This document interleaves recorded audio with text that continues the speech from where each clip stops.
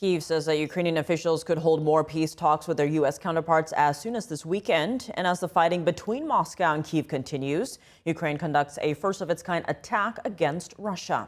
NTD's international correspondent Arian Pazdar has the latest.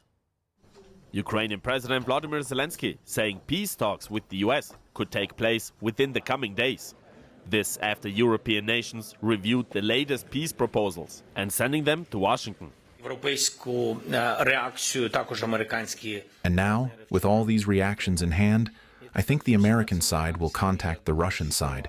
And after that, there will be a meeting with Ukraine and the United States at the level of negotiating teams.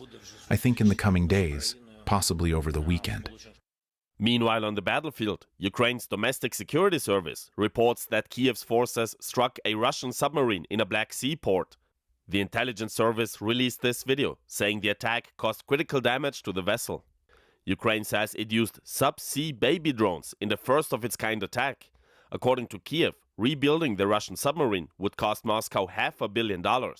Russia acknowledges the Ukrainian attack, but adds that it failed. As a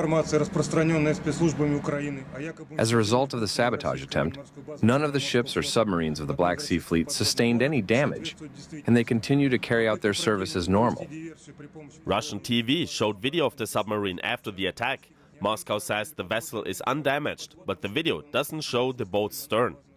And in Europe, in The Hague, Zelensky and 34 other countries formally approved plans to create a compensation body.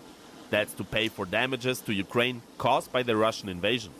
So accountability in general is a crucial part of the end of any conflict. They need to be held responsible for the loss of life, the damage to property, for the sexual violence. Some 80,000 claims have already been filed with the register, which is based in The Hague. But questions remain about where the money will come from.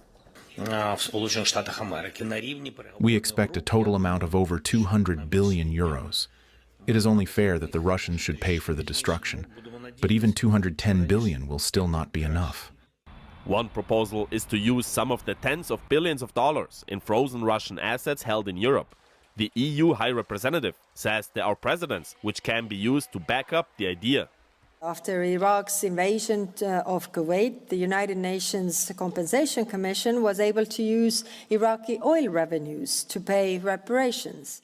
She added that, in her opinion, Russia is no less liable for the damage in Ukraine than Iraq was for the damage in Kuwait. Arian Pazdar, NTD News.